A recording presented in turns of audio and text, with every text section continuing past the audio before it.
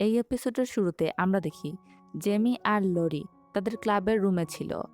অন্যদিকে লকি অনলাইনে একজন ডাক্তারের সঙ্গে কথা বলছিল, যে কিনা তার মুখের আঘাতগুলো খুব ভালোভাবে দেখছিল আর বলে কয়েকদিন যেন ঠান্ডা সেক দেয়, ভারী কাজ এড়িয়ে চলতে এবং প্রয়োজনে ব্যথার ওষুধ খাওয়ার জন্য।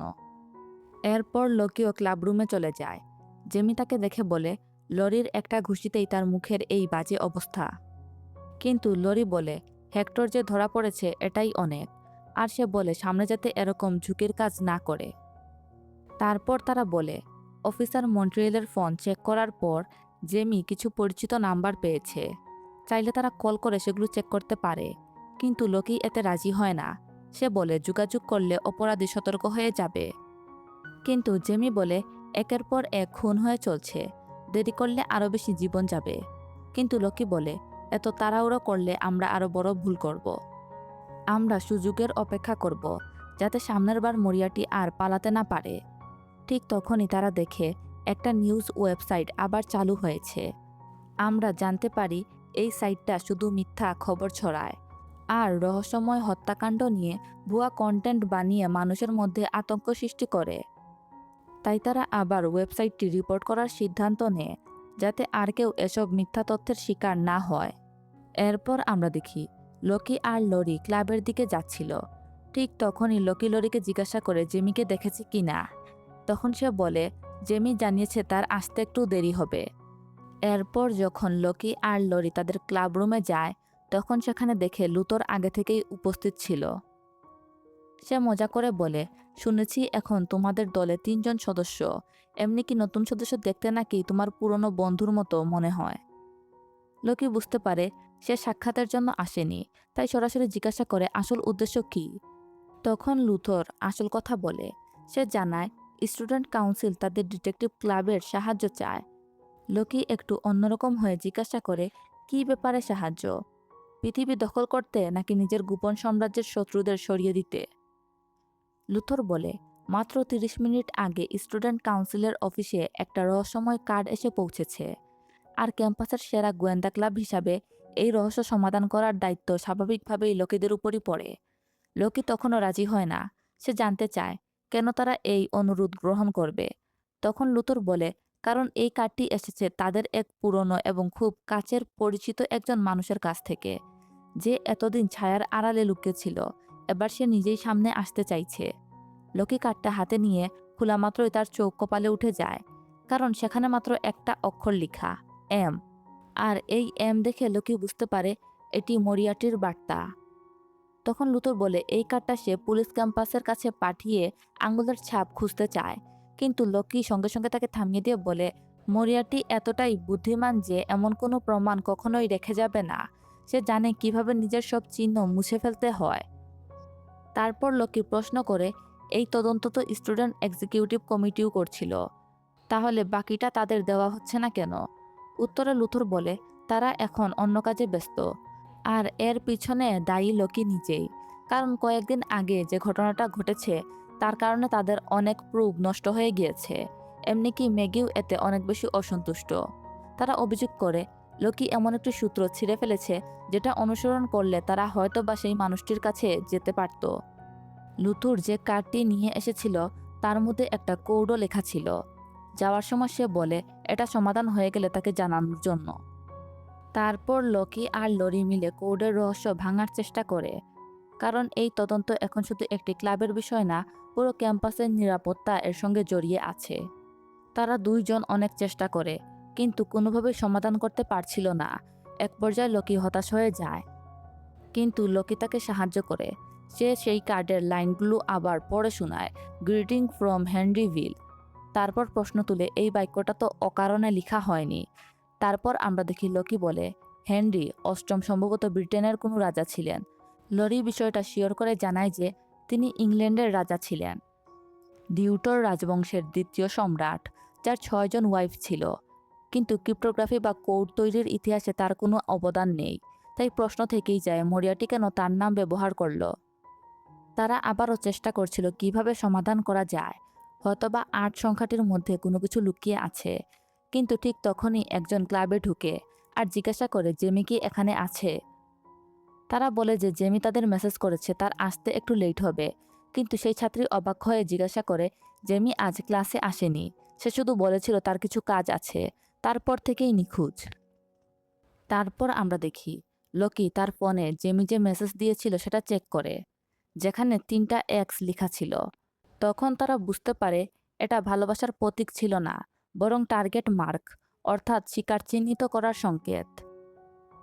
তারা বুঝতে পারে যে জেমিকে কেউ কিডন্যাপ করে ফেলেছে, আর সেটা সম্ভবত মরিয়াটি। লরি লোকিকে বলে লুথুরের কাছ থেকে হেল্প নেওয়ার জন্য, কিন্তু লোকি সঙ্গে সঙ্গে না বলে দেয়। তখন লরি রাগ করে বলে, লোকি, তোমার অহংকার দেখানোর সময় এখন না। আমরা যদি এখন সাহায্য না চাই তাহলে জেমিকে হয়তো আমরা আর জীবিত পাবো না। অন্তত একবার নিজের জেদ ভুলে অন্যের জীবনের কথা ভাবো। তারপর আমরা দেখি তারা দুইজন স্টুডেন্ট এক্সিকিউটিভ কমিটির কাছে যায়। তখন স্টুডেন্ট এক্সিকিউটিভ কমিটি একটি গুরুত্বপূর্ণ বাজেট মিটিং করছিল। ঠিক সেই সময় লোকিরা দরজা খুলে ভিতরে ঢুকে পড়ে। তারা একটু বিরক্ত হয়।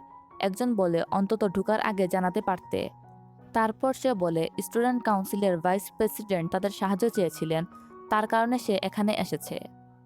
তারপর সে লুথুরের সঙ্গে দেখা করে। লুথুর তাকে জিজ্ঞাসা করে কোডটি ভাঙতে পেরেছে কিনা, কিন্তু লোকি বলে এখনও সে সেটা ভাঙতে পারেনি। তারপর তারা জানায় তাদের ক্লাবের সদস্য জেমি নিখোঁজ। আর লোকি বলে সম্ভবত মরিয়াটি তাকে কিডন্যাপ করে ফেলেছে, আর এই কোডের মধ্যে লুকিয়ে আছে জেমিকে কোথায় লুকানো হয়েছে। লোকি সরাসরি স্টুডেন্ট এক্সিকিউটিভ কমিটির কাছে অনুরোধ করে ক্যাম্পাসের প্রতিটি ছাত্রকে কাজে লাগিয়ে পুরো বিল্ডিংয়ের প্রতিটা রুম তল্লাশি করার জন্য, কারণ জেমিকে হয়তো এখনও ক্যাম্পাসের ভিতরেই কোনো জায়গায় লুকিয়ে রাখা হয়েছে। প্রথমে তারা রাজি হয় না, কিন্তু লোকি বলে যদি আরেকজনের প্রাণ যায় তাহলে এর দায়ভার কে নিবে। তারপর কোনো উপায় না দেখে তারা লোকিদের সাহায্য করার জন্য রাজি হয়ে যায়। এরপর লোকিরা ক্যাম্পাস পুলিশের প্রধানের সঙ্গে যোগাযোগ করে। তারা জেমির ফটো পাঠিয়ে পুরো ক্যাম্পাসে তল্লাশি চালানোর জন্য রিকোয়েস্ট জানায়। এখন একই সঙ্গে স্টুডেন্ট এক্সিকিউটিভ কমিটি এবং ক্যাম্পাস পুলিশ জেমিকে খুঁজতে বেরিয়ে পড়ে। এদিকে লোকি সেই কোডটা ক্র্যাক করার চেষ্টা করছিল। সে সেখানে লেখা 8 সংখ্যা নিয়ে গবেষণা করা শুরু করে, কিন্তু কোনোভাবেই সে উত্তর মিলাতে পারছিল না। ঠিক তখনই হঠাৎ লরির একটি পুরনো ক্লাসের কথা মনে পড়ে, যেখানে টিচার বলেছিলেন যদি মানুষের হাতে 10টি আঙ্গুল না থেকে 8টি আঙ্গুল থাকতো তাহলে আমরা 0 থেকে 7 পর্যন্ত সংখ্যা ব্যবহার করে গণনা করতাম, আর এই পদ্ধতির নাম অক্টাল নাম্বার সিস্টেম। এই কথা শুনে লোকি বুঝতে পারে যে কোডটি সাধারণত দশমিক সংখ্যা পদ্ধতিতে পড়ার চেষ্টা করছিল, অথচ মরিয়াটি ইচ্ছা করেই বেস 8 ব্যবহার করেছিল। সঙ্গে সঙ্গে সে কাগজ কলম নিয়ে আবার হিসাব করা শুরু করে। সব মিলে উচ্চারণ হয় জেমি। তারপর বাকিটুকু মিলিয়ে যেটা উচ্চারণ করে সেটা হলো জেমি ইন প্রপস রুম, অর্থাৎ জেমিকে প্রপস রুমে আটকে রাখা হয়েছে। 1 সেকেন্ড দেরি না করে তারা ফোন করে জানতে চায় প্রপস রুমে কি জেমিকে পাওয়া গিয়েছে, কিন্তু ফোনের ওপাশ থেকে উত্তর আসে আরও ভয়ঙ্কর, না আমরা এখনও তাকে পাইনি। পুরো ক্যাম্পাসের প্রতিটা রুম তল্লাশি করা হয়েছে, কিন্তু কোথাও জেমির কোনো খোঁজ নেই। তারপর আমরা দেখি তারা সবাই প্রপস রুমে গিয়ে চারদিক খুঁজতে শুরু করে। লোকের মনে হয় এখানে নিশ্চয়ই কোনো গোপন কম্পার্টমেন্ট বা লুকানোর জায়গা আছে। লোকি দেখে সেখানে একটা ব্যবস্থা করা হয়েছে যা থেকে কার্বন মনোক্সাইড গ্যাস ছড়ানো সম্ভব। সে সঙ্গে সঙ্গে বুঝে ফেলে মরিয়াটির পরিকল্পনা ছিল জেমিকে কার্বন মনোক্সাইড দিয়ে হত্যা করার। তারপর আমরা দেখি তারা জেমিকে খুঁজে পায়, যার কিনা অবস্থা অনেক বেশি খারাপ ছিল, মাথা থেকে রক্ত বের হচ্ছিল। তারপর আমরা দেখি জেমি হসপিটালে ছিল।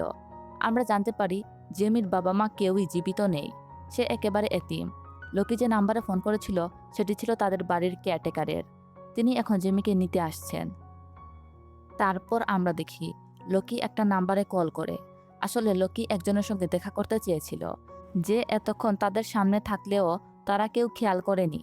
সে বলে আগামীকাল বিকাল 4টায় আমার জন্য ম্যাথের অধ্যাপক প্রফেসর জিম মরিয়াটার সঙ্গে একটা সাক্ষাৎকারের ব্যবস্থা করো। লরি অবাক হয়ে জিজ্ঞাসা করে, তুমি কি মনে করো প্রফেসর মরিয়াটা এই ঘটনার সঙ্গে জড়িত? লোকে সরাসরি হ্যাঁ বা না বলে না, সে শুধু বলে ওনার সঙ্গে কথা বললে সত্যিটা জানা যাবে। তারপর লোকি লরিকে বলে আজ থেকে তুমি আর জেমি কিউডি ক্লাব ছেড়ে দাও। লরি তো বিশ্বাস করতে পারছিল না। সে বলে কি, এই ক্লাবে তো তুমি আমাকে এনেছিলে, এখন আবার তুমি আমাকে বের করে দিতে চাইছো? লোকি শান্তভাবে জানায় সে এটা তাদের ভালোর জন্যই করছে, কারণ মরিয়াটি এখন তাদের সবাইকে টার্গেট করেছে। সে আর চায় না জেমি বা লরি তার কারণে মৃত্যুর মুখে পড়ুক। কিন্তু লরি তার মনের কথা খুলে বলে। সে বলে কিউইডি ক্লাব তার জীবনের একমাত্র জায়গা যেখানে সে নিজেকে গুরুত্বপূর্ণ মনে করেছে। আর এই জায়গায় সে নিজের লেখার প্রতিভাকে কাজে লাগিয়ে মানুষের সাহায্য করতে পেরেছে। লরি ডিরেক্ট বলে যে যাই হোক না কেন, আমি এই ক্লাব ছাড়বো না। আর কাল তুমি যখন প্রফেসর মরিয়াটার সঙ্গে দেখা করতে যাবে, আমিও তোমার সঙ্গে যাব। লোকি রেগে গিয়ে বলে, তুমি শুধু সমস্যা বাড়াচ্ছ, কিউইডি ক্লাব ছেড়ে দাও। কিন্তু লরি তার সিদ্ধান্তে অটল থাকে। তারপর আমরা দেখি লোকি আর লরি প্রফেসর মরিয়াটার সঙ্গে দেখা করে। লোকি সরাসরি প্রফেসরকে জিজ্ঞাসা করে বসে, স্যার আর অভিনয় করার দরকার নেই, মুখোশ খুলে বলুন আপনি আসলে কে। সে যুক্তি দেয়, জিম মরিয়াটা নামটি জেমস মরিয়াটির সঙ্গে মিলে যায়। দুইজন গণিতবিদ, দুইজন অসাধারণ বুদ্ধিমান। আর অক্টাল নাম্বার সিস্টেম আপনি ক্লাসে শিখেছিলেন। কিন্তু অধ্যাপক একে একে সব অভিযোগ তাকে বুঝিয়ে বলেন। তিনি বলেন, অক্টাল নাম্বার সিস্টেম কোনো গোপন তথ্য না। গণিত জানে এমন যে কেউ এই পদ্ধতি ব্যবহার করতে পারে। শুধু তিনি এই বিষয়ে পড়িয়েছিলেন বলে তাকে অপরাধী বলা যাবে না। শেষ পর্যন্ত কোনো প্রমাণ দেখাতে না পেরে লোকি ব্যর্থ হয়। লরি অধ্যাপকের কাছে ক্ষমা চেয়ে নেয়।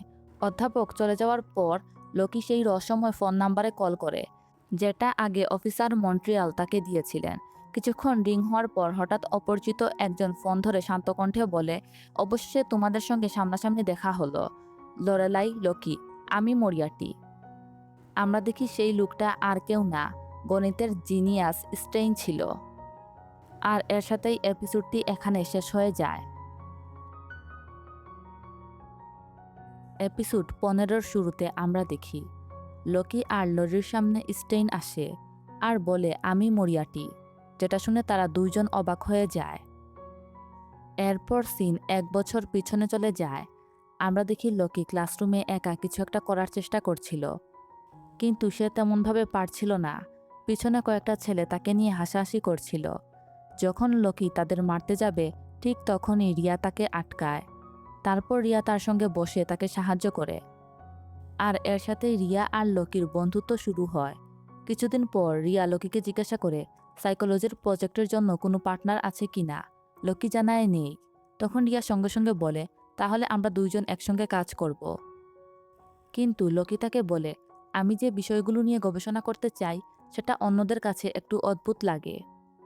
কিন্তু রিয়া এসব কিছুতে অনেক বেশি ইন্টারেস্ট দেখায় আর বলে আমরা দুইজন একসঙ্গে কাজ করব।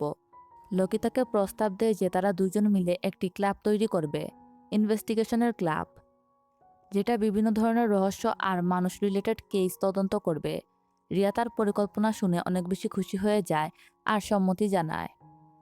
তারপর আমরা দেখি লোকি একদিন রিয়ার অ্যাপার্টমেন্টে যায় আর সেখানে রিয়ার লাশ খুঁজে পায়। এরপর সিন আবার প্রেজেন্টে চলে আসে। স্টেইন আলবার্টস, যে কিনা নিজেকে মরিয়াটি বলে দাবি করছিল, সে তার সবকিছু বলে, মানে সে কিভাবে কি করেছিল সবকিছু লোকি আর লরিকে এক্সপ্লেইন করে। কিন্তু লোকি আর লরি এখনও বিশ্বাস করতে পারছিল না যে সেই মরিয়াটি আর সে একা এসব কিছু করেছে। লোকি জিজ্ঞাসা করে, যদি তুমি মরিয়াটি হয়ে থাকো তাহলে কেন তুমি নিজেকে সেই দিন বিপদে ফেললে। তখন স্টেইন বলে, আমি তোমাদের সঙ্গে ফার্স্ট মিটিংটা একটু ইন্টারেস্টিং করার চেষ্টা করছিলাম, যার কারণে এত সব পরিকল্পনা। আর আমি আরেকটা জিনিস চেক করতে চেয়েছিলাম যে তোমার ব্রেইন আগের মতো কাজ করছে কিনা।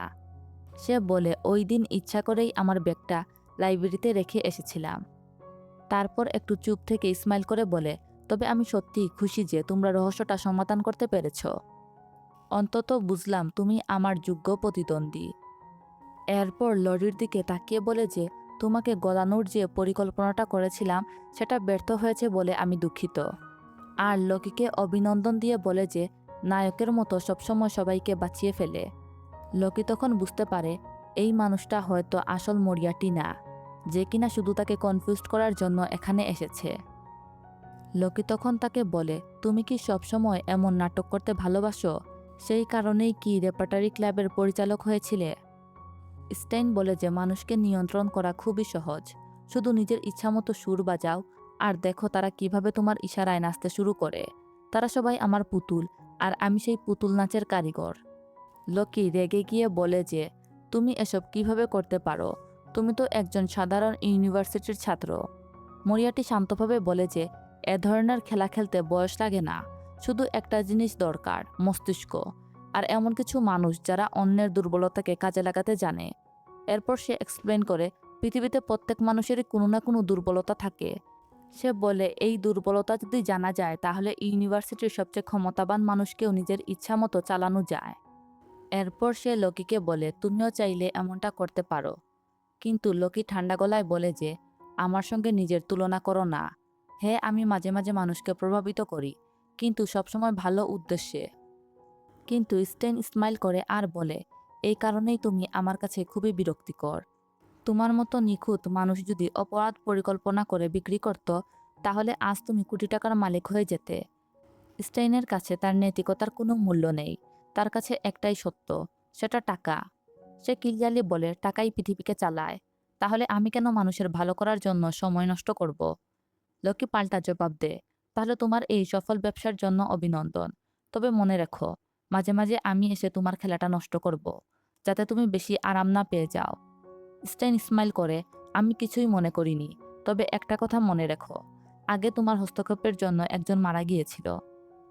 সে বলে আমি তোমাকে থামাতে চাইনি। তুমি থাকলে আমার খেলা জমে উঠে। একা একা দাবা খেলতে খুবই বিরক্ত লাগে। তাই তোমার মতো একজন প্রতিদ্বন্দ্বী পেয়ে আমি খুশি। তারপর সে লকিকে অতীতের একটা ঘটনা মনে করিয়ে দেয়। একসময় লকিকে খোঁজার জন্য তারই ক্লাবের 2জন সদস্য স্টেইনের কাছে হেল্প নেওয়ার জন্য এসেছিল। মানে ওই দিন জেমি আর লরিকে পরীক্ষা করার জন্য লকি নিজের ভুয়া অপহরণের পরিকল্পনা করেছিল। সে বলে আমি এর মাধ্যমে তোমার এবিলিটি বুঝতে পেরেছি আর তোমার সম্পর্কে আরও ভালোভাবে জানতে পেরেছি।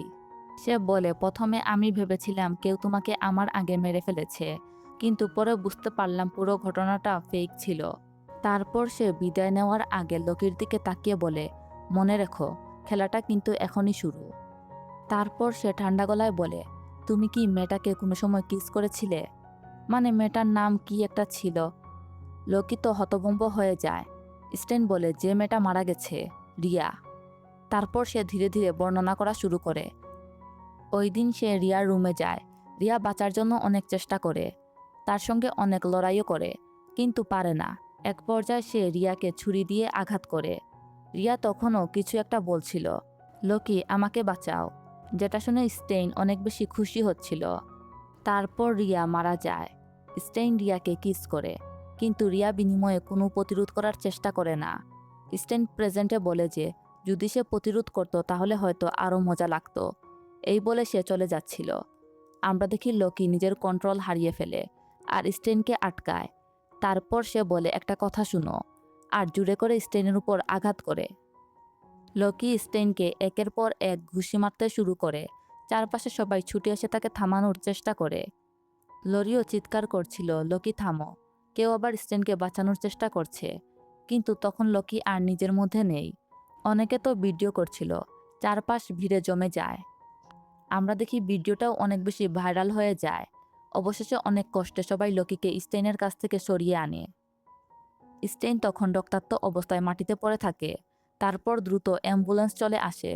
আমরা দেখি লরি বলে রিয়া কখনোই চাইতো না তুমি এমন কিছু করো। এসব শুনে লকির রাগ কিছুটা কমে আসে।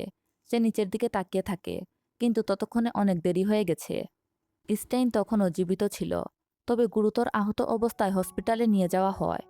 এরপর সেখানে বিশ্ববিদ্যালয়ের নিরাপত্তা প্রধান গ্যারেথ আসেন। তিনি অবাক হয়ে বলেন লকি তুমি এটা কিভাবে করলে? এরপর পুরো পরিস্থিতি উল্টে যায়। যে লকি এতদিন খুনিদের খুঁজে বের করত, এবার সেই লকি অভিযুক্ত হয়ে যায়। এদিকে লরি সবাইকে বোঝানোর চেষ্টা করে যে স্টেইন নিজেই আমাদের সামনে স্বীকার করেছে যে সে মরিয়াটি। ক্লার্ক ইউনিভার্সিটির ধারাবাহিক হত্যাকাণ্ড সেই করে আসছিল। কিন্তু সে হতাশা ছাড়া আর কিছুই পায় না, কারণ তাদের কাছে কোনো প্রমাণ ছিল না। কিন্তু লকি স্টেইনের সঙ্গে যেটা করেছে সেটা সবাই দেখেছে। অন্যদিকে স্টেইনের পরিবার বিশ্ববিদ্যালয়ের প্রশাসনের উপর চাপ সৃষ্টি করে। তারা চিৎকার করে বলে এই ছাত্রকে এখনই বহিষ্কার করুন। আমার ছেলে কোমায় পড়ে আছে, সে বাঁচবে কিনা তাও জানি না। সব প্রমাণ লকির বিরুদ্ধে থাকায় ইউনিভার্সিটি কর্তৃপক্ষ সিদ্ধান্ত নেয় তদন্ত শেষ না হওয়া পর্যন্ত লকিকে সব কার্যক্রম থেকে সাময়িকভাবে সরিয়ে রাখা হবে। লরি অনেকটা ভেঙে পড়ে। সে বলে লকি সবসময় যুক্তি দিয়ে সিদ্ধান্ত নিত, কিন্তু প্রত্যেক মানুষেরই একটা সীমা থাকে, আর মরিয়াটি ঠিক সেই দুর্বল জায়গাতেই আঘাত করেছে। সে আরও বুঝতে পারে স্টেইনের পুরো পরিকল্পনাটাই ছিল লকিকে রাগিয়ে দিয়ে সবার সামনে হামলা করতে বাধ্য করা, আর ঠিক সেটাই হয়েছে। অনেকেই সোশ্যাল মিডিয়াতে কিউডি ক্লাব বন্ধ করার দাবি করছে। এদিকে ইউনিভার্সিটির প্রেসিডেন্ট নিরাপত্তা প্রধান গ্যারেথকে ডেকে নিয়ে লজ্জা দেন। তিনি বলেন, আমি ভেবেছিলাম ক্যাম্পাসের সবকিছু তোমার নিয়ন্ত্রণে আছে, তাহলে এই ভিডিওগুলো সোশ্যাল মিডিয়ায় কিভাবে ছড়িয়ে পড়ল? গ্যারেথ অসহায়ভাবে ক্ষমা চাইলেও প্রেসিডেন্ট তাকে ক্লিয়ারলি জানিয়ে দেন, এটাই তোমার শেষ সুযোগ, আর কোনো ভুল আমি মেনে নিব না। আর একবার যদি অবহেলা করো তাহলে তোমাকে ক্যাম্পাস পুলিশের প্রধান পদ থেকে সরিয়ে দেওয়া হবে। গ্যারেথ মাথা নিচু করে সবকিছু মেনে নেন। তারপর কয়েকদিন কেটে যায়। আমরা দেখি লরি ক্লাসে ছিল। তখন রুজেটা তাকে জিজ্ঞাসা করে, ঘটনার পর তো 1 সপ্তাহ হয়ে গেল, তুমি কি এখনও লকির কথা ভাবছ? লরি প্রথমে বিষয়টা এড়িয়ে চলে। সে বলে, না, আমি শুধু ফাইনাল এক্সামের কথা ভাবছি। কিন্তু রুজেটা বুঝতে পারে যে লরি মিথ্যা বলছে। তারপর আমরা দেখি তাদের গণিতের টিচার সেখানে আসেন আর লরিকে জিজ্ঞাসা করেন লকি এখন কেমন আছে। অনেকদিন তাকে দেখছি না। লরি দীর্ঘশ্বাস ফেলে জানায়, স্কুল প্রশাসন তদন্ত শেষ না করা পর্যন্ত লকিকে অনির্দিষ্টকালের জন্য সাসপেন্ড করা হয়েছে। স্যার তাকে আশা দিয়ে বলেন যে দ্রুত তার সাসপেন্ড শেষ হয়ে যাবে, কিন্তু লরি জানে বাস্তবতা এত সহজ না। সে বলে, এখন আর কেউ কিউডি ক্লাবের কাছে সাহায্যের জন্য আসে না। অধ্যাপক কিছুক্ষণ চুপ থেকে বলেন যে স্টেইন এখনও হসপিটালে আছে। দুর্ভাগ্যজনকভাবে সে এখনও কুমায়। কবে জ্ঞান ফিরবে কেউ বলতে পারছে না। তারপর তিনি বলেন, আমি চাই সব সমস্যার সমাধান হোক, লকি যেন আবার বিশ্ববিদ্যালয়ে ফিরে আসে, কারণ মরিয়াটিকে নিয়ে এখনও আমার অনেক কথা বলা বাকি। লরিও সম্মতি জানিয়ে বলে, আমিও তাই চাই। এরপর অধ্যাপক হঠাৎ লরির দিকে তাকিয়ে প্রশ্ন করেন, তুমি নিজে কেমন আছো? এই প্রশ্নে লরি কিছুক্ষণ চুপ থাকে। তারপর ধীরে ধীরে বলে, অনেক কিছু একসঙ্গে ঘটেছে, সবকিছু সামলাতে গিয়ে আমি খুবই ক্লান্ত হয়ে পড়েছি। অধ্যাপক তাকে একটা উপদেশ দেন। তিনি বলেন, অপরাধ সমাধান করা তোমাদের দায়িত্ব না, তাও তোমরা অন্যদের সাহায্য করার জন্য সবসময় এগিয়ে এসেছ। আমি সেটার প্রশংসা করি, কিন্তু মনে রেখো তোমরা এখনও ছাত্রছাত্রী। পৃথিবীর সব দায়িত্ব তোমাদের কাঁধে তুলে নেওয়ার দরকার নেই। তিনি আরও বলেন, যখন মনে হবে সবকিছু খুব ভারী হয়ে যাচ্ছে তখন একা একা সেটা বহন করার চেষ্টা করো না। আমি আছি, অন্য শিক্ষকরা আছেন, আমাদের সঙ্গে কথা বলবে। এসব শুনে লরি কিছুটা ইমোশনাল হয়ে যায় আর স্যারকে থ্যাংক ইউ জানায়। তারপর আমরা দেখি লরি কিউডি ক্লাবের দরজার সামনে এসে দাঁড়ায়। সেখানে অনেক আজেবাজে কিছু লেখা ছিল। আর এর সাথেই এই এপিসোড এখানে শেষ হয়ে যায়।